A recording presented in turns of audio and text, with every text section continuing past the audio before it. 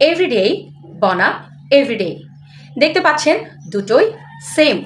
পার্থক্য কোথায়? পার্থক্য কেবল একটি মাত্র, স্পেস। এভরি এর পরে যদি স্পেস থাকে, তারপর যদি ডে থাকে, তাহলে এর একটি অর্থ দাঁড়ায়, আবার স্পেস ছাড়া এভরিডে এর অন্য একটি অর্থ দাঁড়ায়। বলছেন কিভাবে সম্ভব? চলুন জেনে নিই। এভরিডে, এভরি এবং ডে, এই দুটোর মাঝখানে যখন একটি স্পেস দিব, তখন তার অর্থ হবে প্রতিদিন। একটি এক্সাম্পল দিচ্ছি, I go to school at 7 a.m. every day. I go to school at 7 a.m. every day. অর্থাৎ আমি প্রতিদিন সকাল 7টায় স্কুলে যাই।